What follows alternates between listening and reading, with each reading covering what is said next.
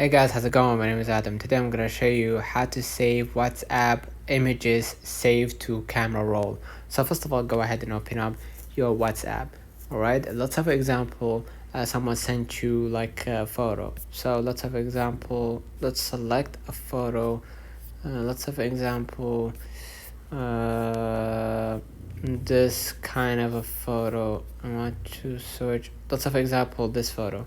Now, if I wanted to save that photo, what I'm gonna do, I'm gonna click the photo, click the share button at the bottom left corner, and what I'm gonna do, I'm gonna just go ahead and hit save.